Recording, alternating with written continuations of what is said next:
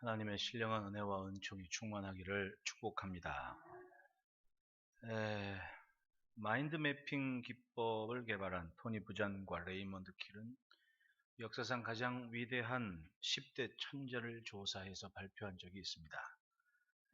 10번부터 1번까지 그 순서를 말씀드리면 10번째는 상대성 이론을 발견한 아인슈타인입니다. 흔히 천재 그러면 빠지지 않는 인물이 아인슈타인이죠.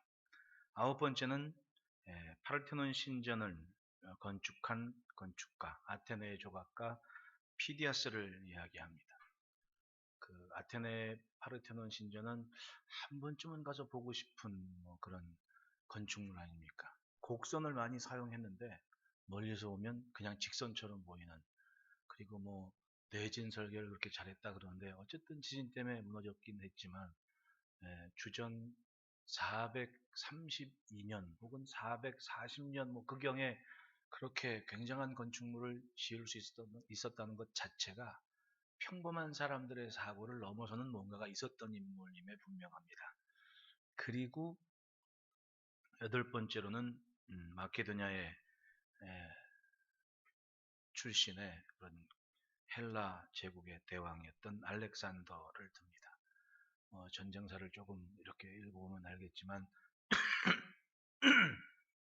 단순히 보병이 나열한 그런 전투 방법이 대세였을 때에 이 알렉산더는 기병 위주의 전술을 펼쳐서 적은 수의 그런 군사를 가지고 자기보다 한 대여섯 배 많은 다리오 왕의 군사를 확실하게 격파시킨 뛰어난 전술의 대가였죠. 하여튼 병법이나 전술을 얘기할 때 빠지지 않은 인물이 알렉산더였고, 그렇기 때문에 대왕 소리를 듣지 않았나 생각이 됩니다. 그리고 7번째는 미국의 헌법을 기초한 토마스 제퍼슨, 6번째는 만유인력을 발견한 아이작 뉴턴, 5번째는 천지창조를 그린 미켈란젤로를 이야기합니다. 로마의 그 시스틴 성당의 천지창조를 보면 그 색감이나 색채나 그림들이 정말 탁월하죠. 사람이 금방 뛰쳐나올 것 같은 그런 라파엘로나 미켈란젤로나 그 색채와 색감이나 원근법을 사용하는 것은 평범한 사람이 생각하는 것 이상의 뭔가가 있었던 것이 분명합니다. 그리고 아까 파우스트의 작가 게테를 듭니다. 셋째는 피라미드를 만든 사람들입니다.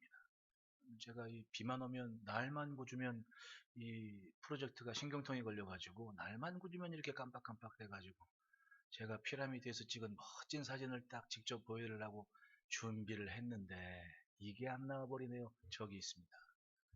피라미드.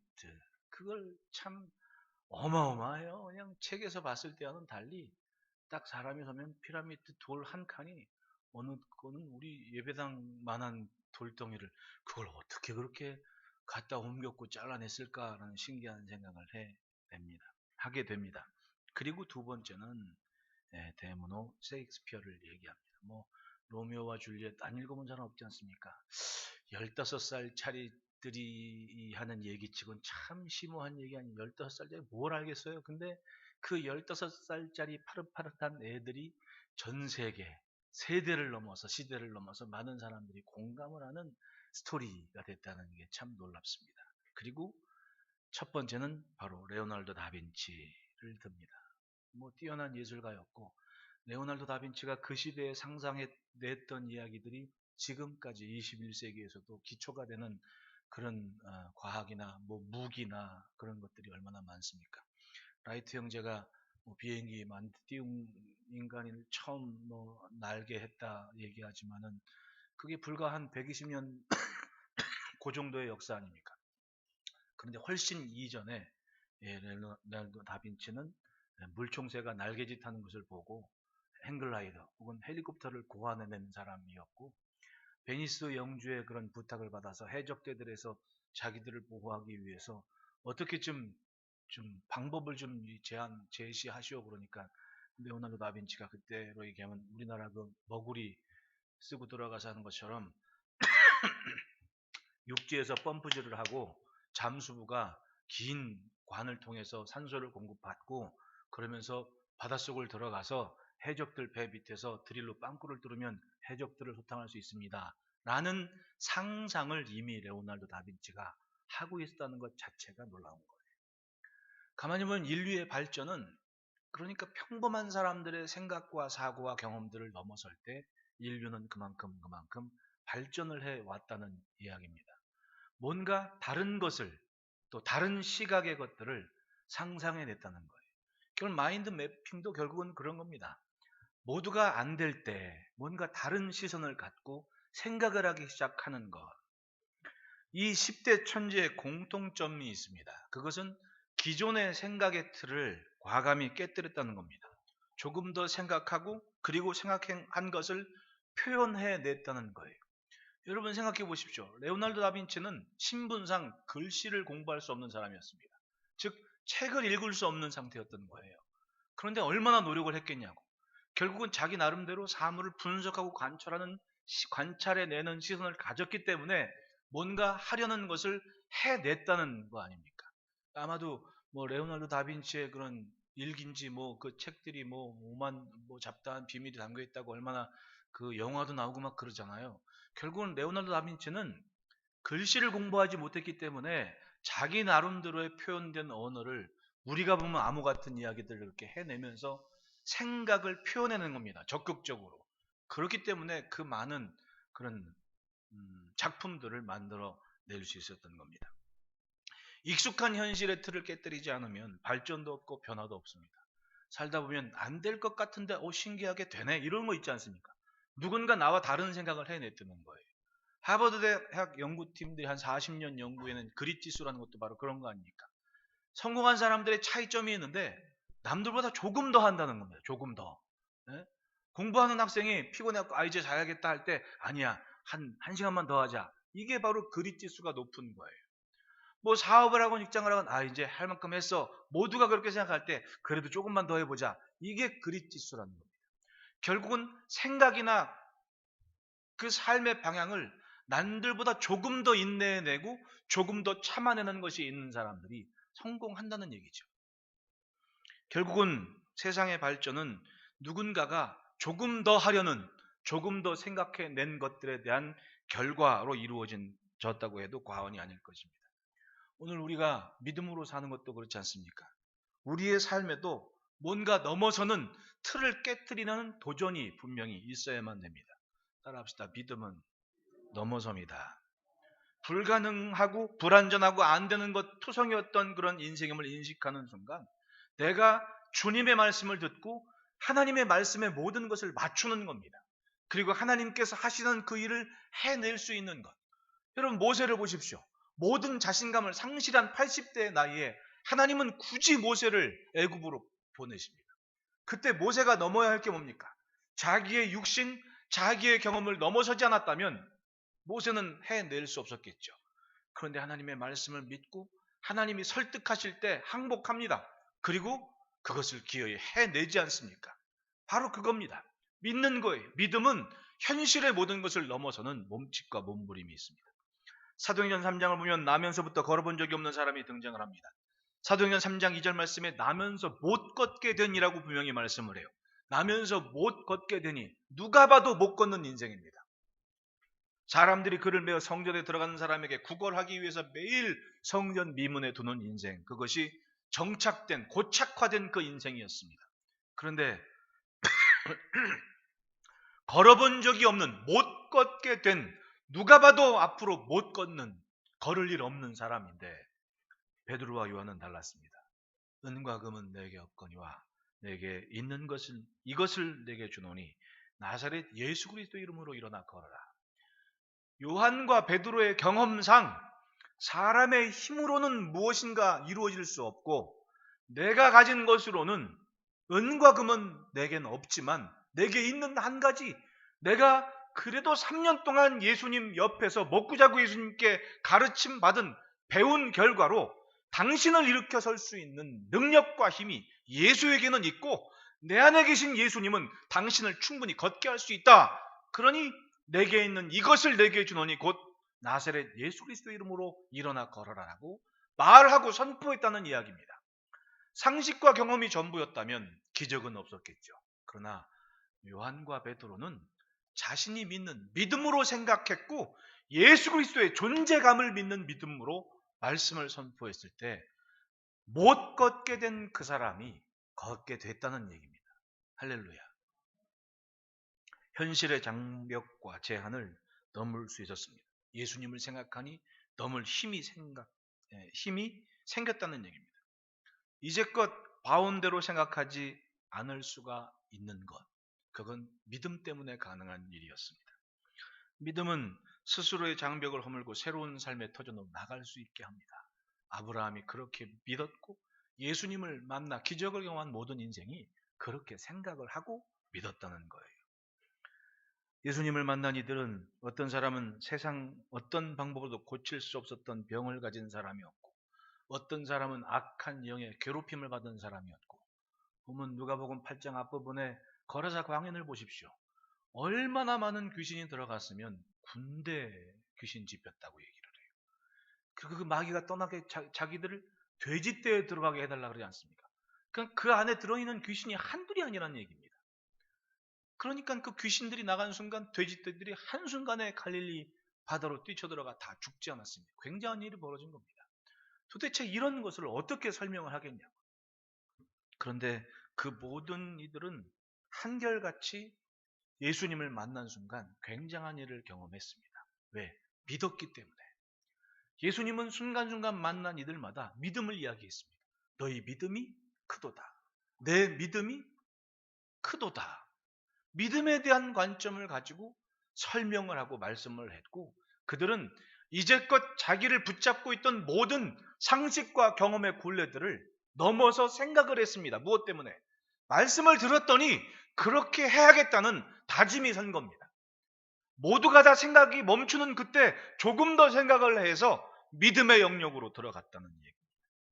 오늘까지 어떻게 살아왔던지 예수님을 만난 이후로 예수님의 말씀을 들은 이후로 그분의 말씀을 무기 삼아 생각을 하기 시작했다는 거예요.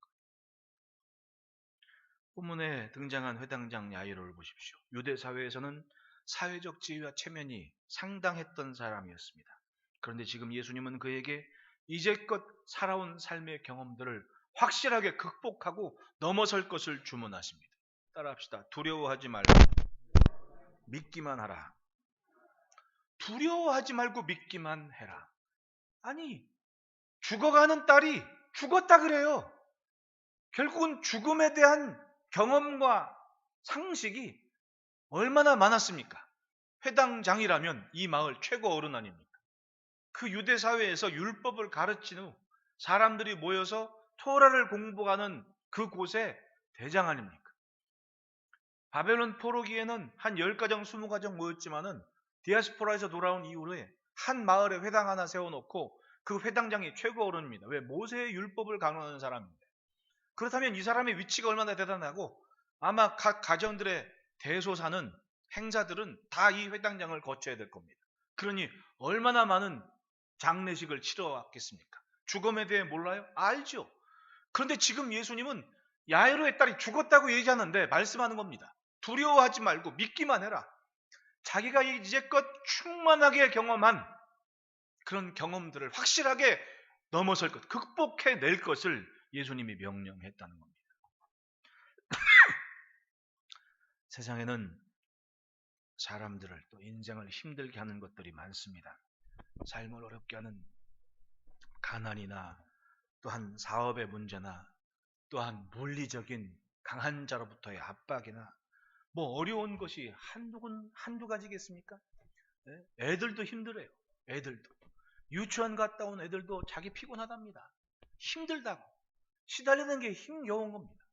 네? 가만히 생각해 보니까 예전하고 애들이 참 많이 다르지 않습니까? 해야 할 것들도 많아요.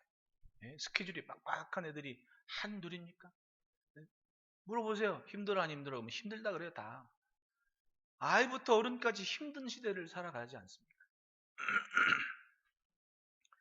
어떤 것이건 삶의 어려움과 힘겨운 일을 넘는 것은 믿음입니다. 믿음. 주님께서는 야이로에게 그리고 우리에게 요구하십니다. 두려워하지 말고 믿기만 해라. 내 앞에서 청천벽력 같은 힘겨운 일이 이루어지는데 생각하기도 싫은 일이 현실이 돼버린 거. 처음 야후로는 누가복음 8장 40절을 보면 아이가 아파서 죽어가기에 예수님을 찾아갔던 거예요. 그러면 마지막 신랄 같은 희망을 가지고 예수님을 자기 집으로 모시려고 하는데 어떤 일이 벌어집니까?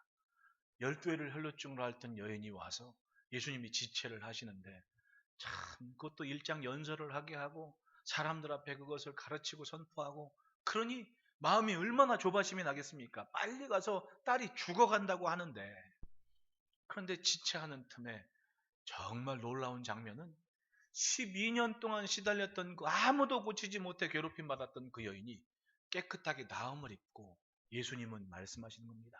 내 믿음이 너를 구원했으니 평안히 가라. 뭔가 이상합니다. 예수님은 병을 치료하시고 믿음을 얘기하신 다음 구원에 대한 말씀을 하시는 거예요. 근데 그때 사람이 와서 얘기합니다. 더 이상 귀찮게 하지 말라고. 딸이 이미 죽었다. 뭐가 뚝 떨어지는 느낌이 들지 않겠습니까? 네? 그런데 예수님은 그때 말씀하시는 거예요. 두려워하지 말고 믿기만 해라. 내가 이제껏 알아왔던 모든 것을 넘어서는 결단을 가지라고 예수님께서 말씀을 하시는 겁니다. 50절 말씀 보면 분명하게 말씀하시죠. 예수께서 들으시고 뭘 들으시고 죽었다고. 그런데 두려워하지 말고 믿기만 하라. 그러면 딸이 구원을 얻으리라. 살아나서 구원을 받게 된다는 신기한 말씀을 하고 있습니다. 모든 사람들이 비웃는 상황일지라도 야이로는 믿어야 했습니다. 그것이 아버지 야이로의 마지막 남은 하나의 희망이었습니다. 오늘 본문에 기록된 믿음의 모습 보십시오. 우리가 그렇게 믿어야 되고 그렇게 믿어왔습니다. 우리 한번 돌이켜 생각해 보면 살면서 힘겨운 인생의 고비가 없겠습니까? 사람들이 갑자기 확 늙은 때가 있대요. 갑자기 확 사람들이 노화 현상이 일어나는 게 30대 넘었을 때랑 또 40대 넘었을 때랑 그리고 60대 넘었을 때랑 그게 어제하고 오늘이 다르게 확 사람들이 노화 현상이 있다고 얘기하더라고요. 네, 사람 몸이 그런 거예요. 그러면 그때 힘겨운 일을 만나면 얼마나 더 노화 현상이 빨리 되겠습니까? 네? 자, 내 옆에 있는 사람 얼굴 2초만 쳐다봐요. 얼마나 파릇파릇하고 젊어 보이십니까? 다 내가 보니까 나이보다 훨씬 젊어 보이죠? 응? 응. 그렇다니까요. 그건 믿음 때문에 그런 거예요. 믿음 때문에. 믿음이 있어서 그 모든 것을 품고 지내왔고 고비고비마다 잘 믿어왔기 때문에 오늘까지 있었던 거예요. 적어도 함께 예배하는 이 시간이 있다는 것은 내가 그동안 넘어온 것이 참 많아요. 저도 돌이켜보니까 뭐 요즘 사람들 얘기하면 무슨 뭐 공황장애니 뭐 이런 얘기 하잖아요. 나는 그걸 몰랐어요. 몰랐는데 돌이켜보니까 내가 어느 순간 그러니까 그래도 매일매일 기도하러 성전 올라서 기도하고 뭐 이렇게 겪어왔으니까 그게 그러냐고 지나왔던 거지. 가만히 보니까 그런 심리적이나 정신적인 문제들이 없었던 것은 아니더란 얘기지. 지나오니까 알겠어요. 아, 이랬었구나. 그러니 여러분, 우리가 믿음으로 산다는 것은 항상 갖춰야 될 기도의 자리가 있고 지켜야 될 예배가 있는 거예요. 이것이 든든하면 여러분 세상 말로 나이보다 훨씬 젊게 사시는 거예요. 네? 여러분 건강하게 사시기를 축원합니다. 그럼 따라합시다. 믿음은 제한을 넘어선다.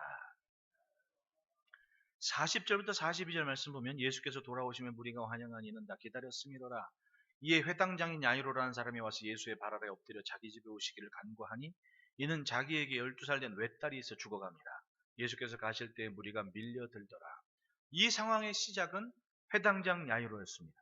회당장 야이로는 딸이 죽어가는 아버지였습니다. 그 상황에서 야이로에게는 오직 예수님만이 희망이었습니다.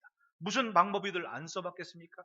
그런데 가만히 생각해 보니 가버나움이건 지역이건 어디든 예수님이 가진 곳은 막 질병이 치료되고 귀신이 떠나가고 당장의 앞부분에 거라자 광인도 야 그걸 어찌할 수 없는 사람인데 예수님이 딱 다녀오신 순간에 깨끗하게 치료되고 나음을 입었다라고 말씀하지 않습니까?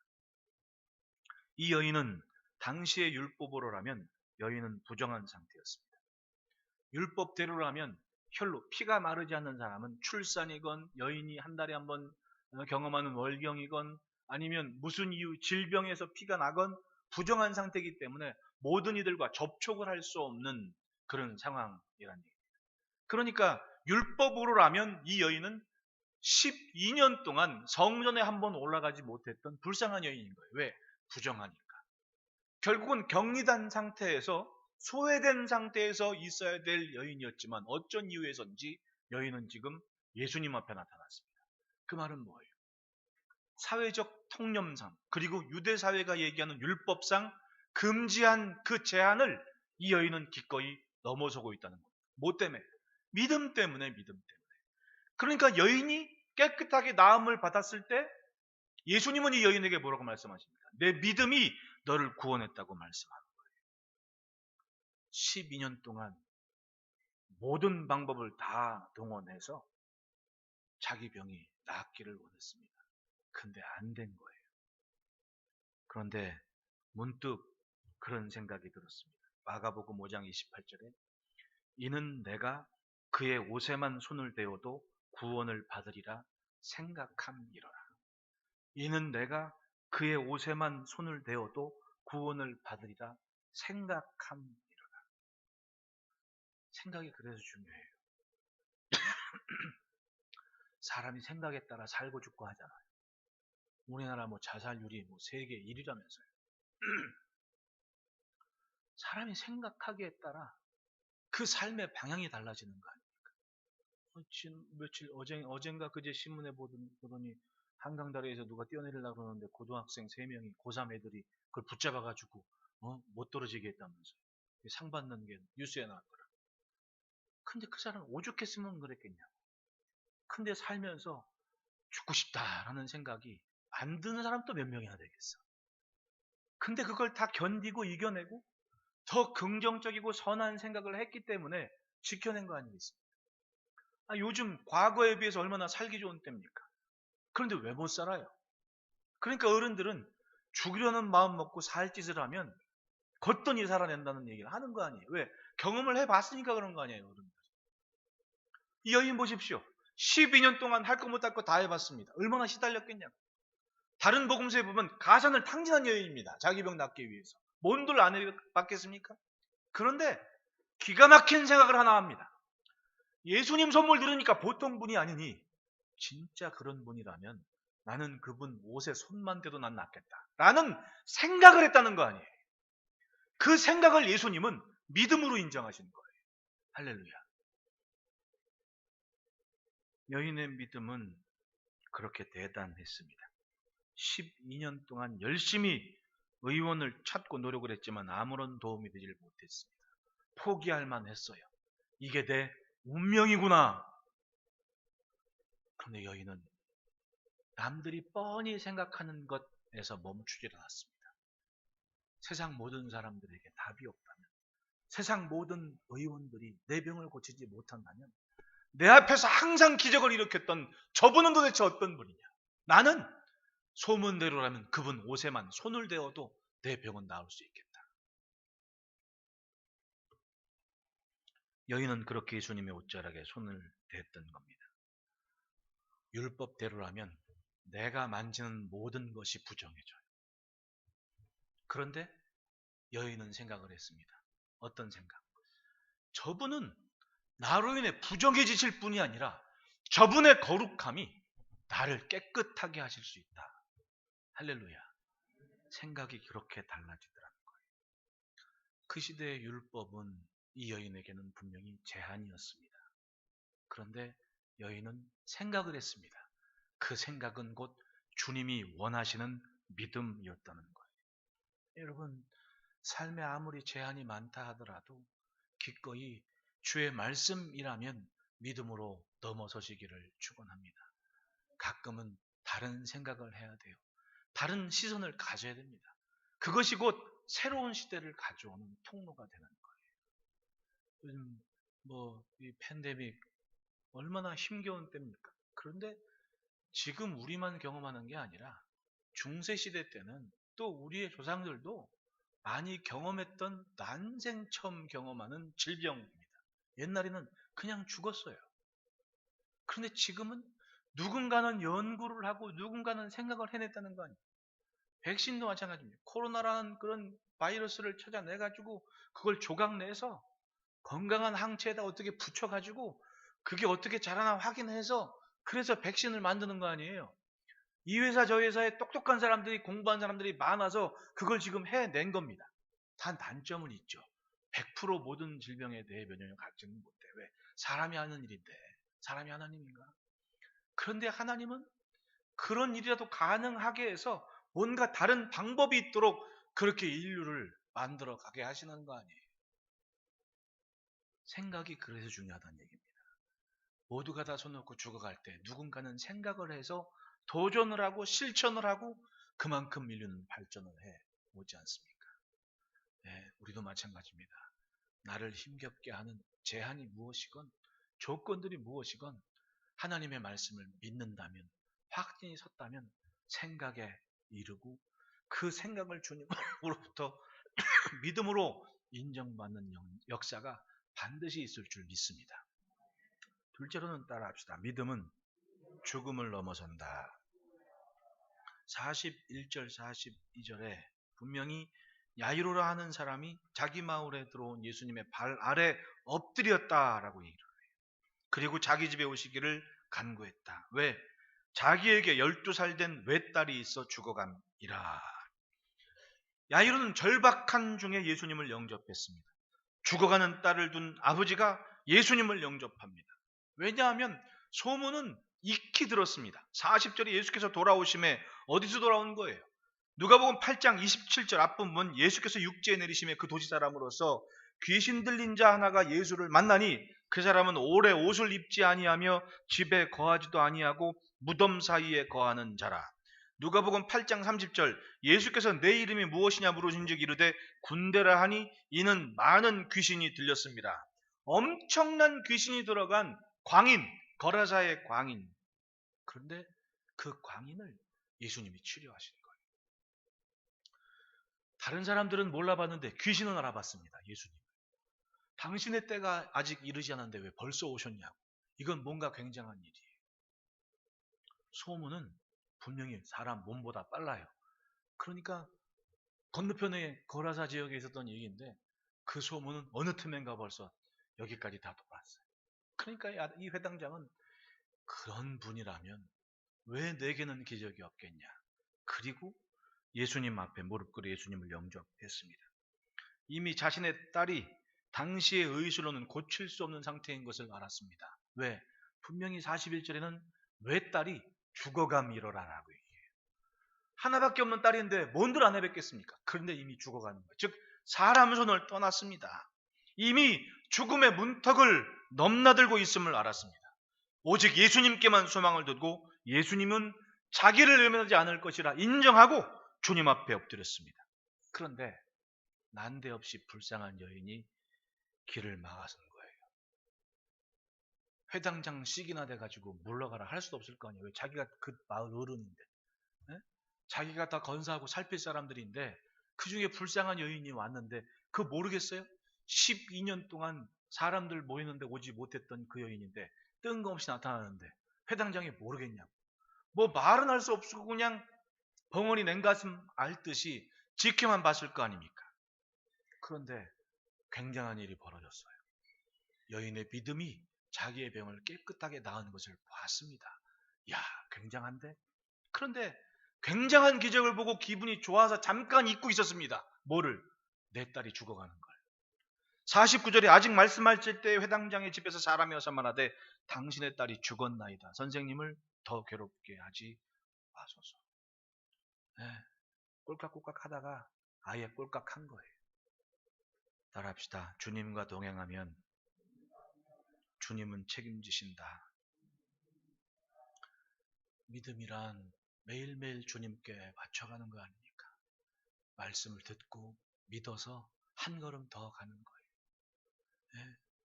성공한 사람과 성공한 사람들이 평범한 사람들과의 차이가 그거라고 했죠. 그릿지수. 그게 높다고. 조금 더 하는 거. 조금 더 하는 거. 조금만 더 하자. 네. 가만히 보니까 훈련 받을 때도 그래요. 멈추고 싶은데 조금만 더 하자. 조금만 더 하자. 결국은 그게 자기가 발전하는 하나의 방향이었던 거죠. 야이로는 더 이상 다른 길이 없었습니다. 그런데 예수님은 그 마지막 순간에도 믿음을 요구하셨습니다. 50절 말씀에 예수께서 들으시고 이르시되 두려워하지 말고 믿기만 하라. 그리하면 딸이 구원을 얻으리라. 이미 죽었다는데 예수님은 죽음 앞에서 다시 말씀하는 겁니다.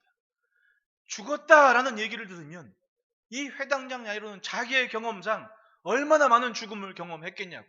다음 시간이 있습니까? 없었습니다. 근데 주님 말씀하시는 거예요. 두려워하지 말고 믿기만 해라. 그리하면 딸이 구원을 얻으리라. 사람들은 다 죽었다고 하고 내 경험도 죽음은 끝인데 주님은 계속 말씀을 해요. 누구 말을 들어야 됩니까? 내 경험입니까? 아니면 주의 말씀입니까?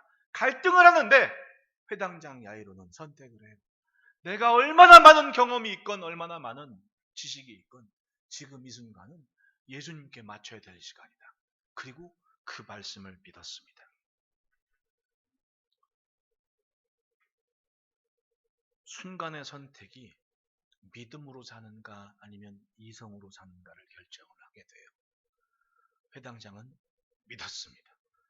이제까지 경험했던 자기의 모든 것을 깨끗하게 덮고 지금 들은 주님의 음성에 모든 것을 걷고 그리고 행동을 했습니다. 더 이상 예수님께는 인생의 생과 사가 문제가 아니었습니다. 하나님의 아들이신 그리고 처음과 나중이신 예수님이 요구하십니다. 두려워하지 말고 믿기만 해라. 그리고 그 예수님은 자기 딸에게 말씀을 해요. 54절 55절 예수께서 이 아이의 손을 잡고 불러 이르시되 아이야 일어나라. 유대 율법상 죽음을 시체를 만질 수 있어요 없어요? 못 만져요. 근데 예수님은 마치 아이가 살아있는 것처럼 손을 잡고 말씀을 하시는 거예요. 아이야 일어나라. 크게 소리를 질렀을까 아니면 조근조근 말씀하셨을까요? 궁금하지 않아요? 나는 쓸데없는 것을 궁금하나 봐. 영화처럼 막 드라마틱한 걸 아이야 일어나라 하고 소리를 굉장히 질렀을 것 같은데 가만히 생각해 보니 예수님께는 심각한 문제가 아니니까 아이야 일어나라 라고 소곤소곤 됐을 수도 있을 것 같고 중요한 건 예수님이 그렇게 말씀했을 때 55절 그 영이 돌아왔다. 할렐루야. 결국은 예수님은 떠나버린 영에게 명령을 해서 아이에게 돌아오게 했다. 여러분, 때로 우리가 생각했던 그 한계에 달아설 때가 왜 없겠습니까? 그런데 예수님은 그렇게 더딘 순간에도 걱정과 근심 때문에 믿음을 잃지 말라고 그리고 말씀하는 거예요. 두려워하지 말고 믿기만 해라. 아프다 난 사람보다 죽었다 산 사람이 굉장한 거예요. 예수님은 지금 야이로에게 그 순간을 경험하게 하셨습니다. 성경은 오늘 우리의 생명에 대해 말씀합니다. 요한일서 5장 13절에 내가 하나님의 아들의 이름을 믿는 너희에게 이것을 쓰는 것은 너희로 하여금 너희에게 영생이 있음을 알게 하려 합니다. 예수님을 믿는 우리에게는 영생이 보장된 삶이에요. 이미 인생의 제한을 넘어선 모습으로 우리가 살아내고 있지 않습니까? 이왕에 시작된 이 생명의 삶이 영혼의 의미를 갖고 사는 복된 삶이 되시기를 축원합니다. 셋째로는 따라합시다. 믿음은 신분을 넘어선다. 그 시작을 보면 이에 회당장인 야이로라 하는 사람이 와서 예수의 발 아래 엎드렸다라고 얘기해요. 엎드렸다. 회당장 야이로의 믿음은 사회적 지위와 체면과 명예를 충분히 넘어서는 사람입니다. 회당장이라 하면 유대 사회에서 전통을 이어가는 가르침을 하는 그곳의 장이라는 얘기입니다. 얼마나 많은 바리새인들이 또 사두개인들이 그 회당장과 함께 어깨를 나누면서 유대 사회를 지켜왔겠습니까? 그런데 솔직히 복음서에 보면 바리새인들이 예수님을 환영했습니까? 안 했습니다. 유대의 전통을 어지럽히는 사람 취급을 했거든요. 죽이고 싶어 했습니다. 예수님을 믿을 사람들은 밤중에 몰래 찾아왔습니다. 그런데 이 마을의 어린 회당장이 공개적으로 예수님이 마을에 들어올 때 그 발 앞에 엎드려 절을 하고 자기 집에 오기를 청했다라고 얘기해요. 어려운 일이에요, 아니요? 힘겨운 일이죠. 근데 그렇게 했습니다. 왜? 절박하거든. 회당장이었기 때문에 마을 모든 사람들도 자기 일처럼 그렇게 왜? 평상시에 얼마나 자기들을 챙겼습니까? 그런데 외딸이 죽게 되니까 이건 마을 전체의 아픔이고 고통이었습니다. 그런데 회당장이 아예 예수님께 엎드려서 절을 하고 자기 집에 오시기를 구했다는 거예요. 왜? 따라합시다. 믿음은 갈급합니다. 믿음 얘기지만 정말 믿음은요, 힘들 때 알아내더라. 절박한 순간에 평범할 땐 몰라. 다 믿음 좋은 줄 알아. 그런데 진짜 믿음은 문제 있을 때 알아보더라. 이 사람이 진짜 믿음 있는지 없는지.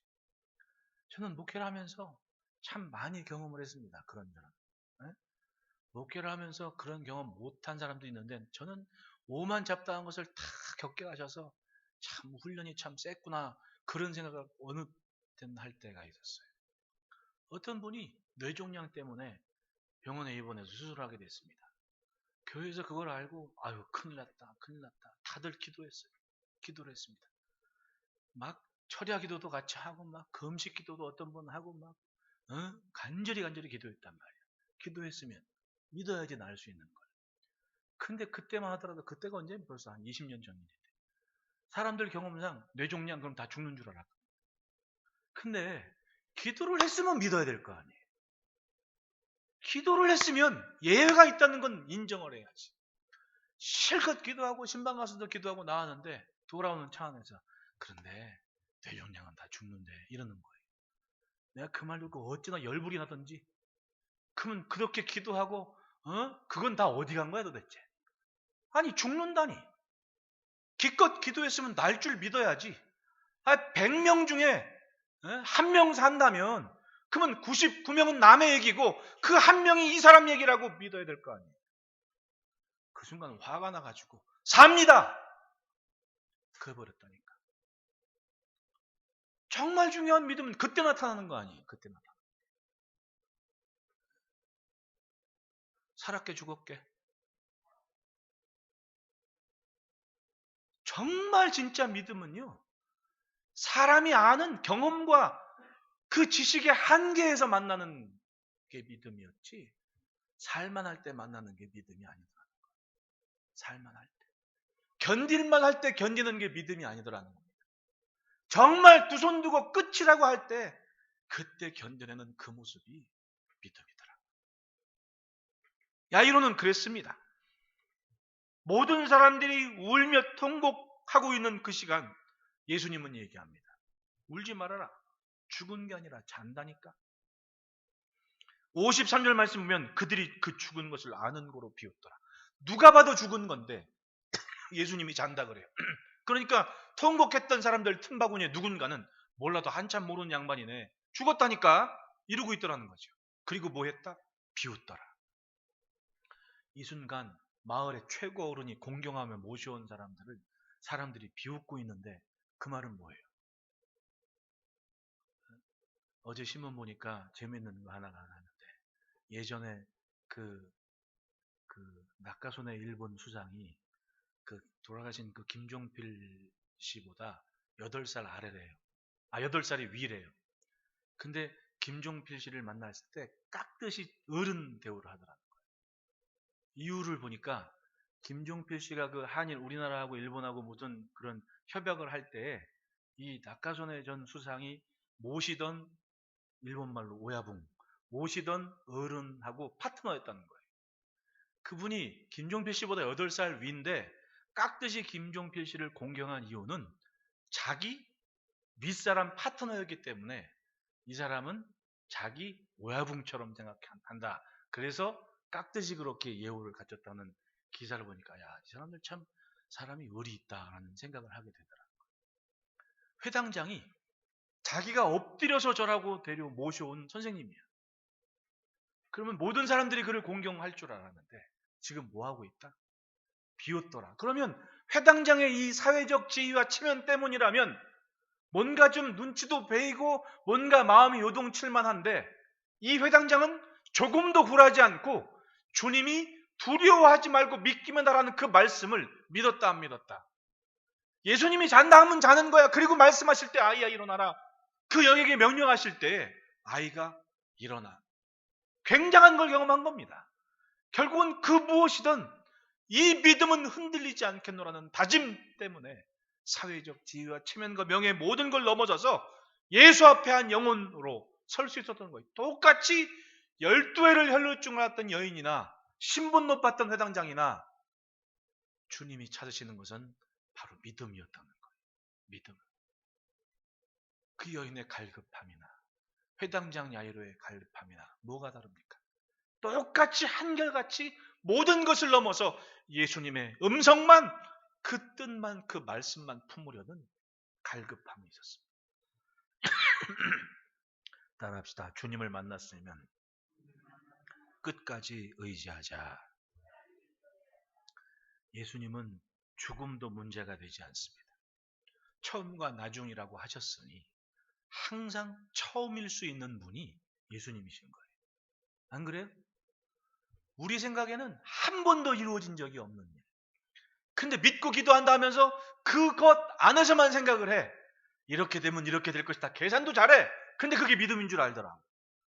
근데 예수님은 처음과 나중이라 하니 이제껏 한 번도 이루어진 적이 없는 그 일이 일어날 수 있다 없다? 있다. 왜? 처음이시니까. 그걸 믿음이라 하는 거예요.